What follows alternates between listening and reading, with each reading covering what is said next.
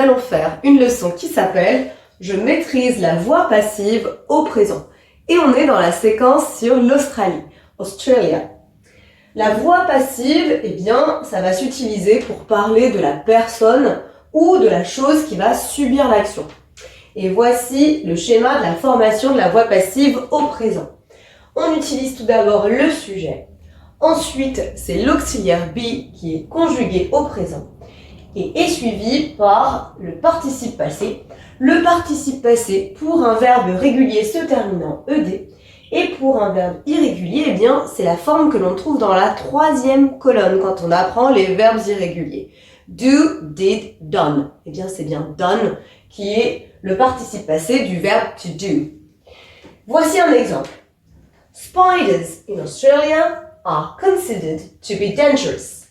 Donc ici, le sujet étendu, c'est Spiders in Australia. Mon auxiliaire be au présent are, puisque mon sujet ici est au pluriel. Mon participe passé considéré ici considered, c'est un verbe régulier donc qui est terminé en ed.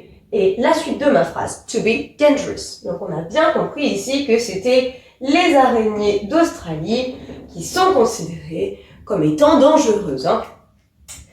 On ajoute que si on sait qui fait l'action, on peut avoir ce que l'on appelle un complément d'agent, donc pour dire qui fait l'action, mais dans plein de phrases il n'y en a pas, puisque tout simplement ce n'est pas nécessaire. Mais si on sait qui fait l'action, on peut l'ajouter, et dans ce cas il est introduit comme ça par by. Voici un exemple. Australia is visited by millions of tourists every year. Et donc là, j'ai bien mon sujet, le verbe be au présent qui est au singulier puisque ici le sujet est au singulier. Donc visited, c'est mon participe passé terminé en ed puisque c'est un verbe régulier. Ici donc l'Australie est visitée et là par des millions de touristes. C'est donc bien ce que l'on appelle un complément d'agent. En français, c'est introduit par et en anglais par by.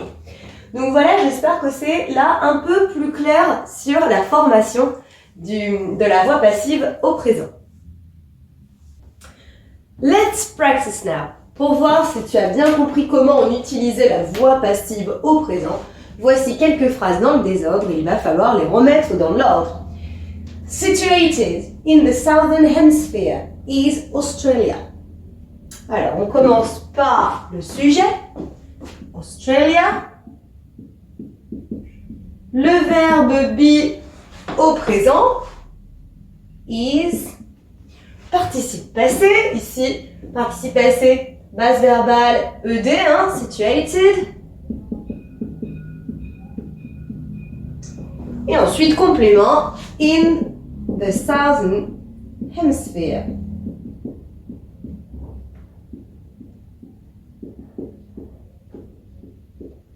Ok, la deuxième phrase, on a are visas to travel to Australia required.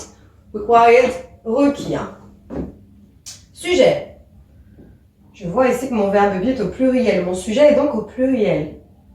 Visas are required to travel to Australia.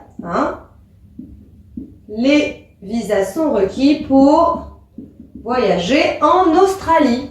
Et on termine avec for its wild animals. Australia, known is.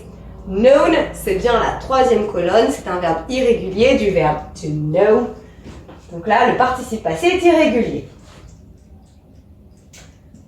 Toujours mon sujet, hop, mon verbe be au singulier, Australia is known. Et ensuite, for its wild animals. Australie, l'Australie est célèbre et connue pour ses animaux sauvages. Si c'est encore un peu compliqué, eh bien il y a des exercices en ligne sur notre plateforme pour t'aider. I hope it's easy for you now. See you later. Bye. Maintenant que tu as tout compris, entraîne-toi en faisant les exercices ci-dessous.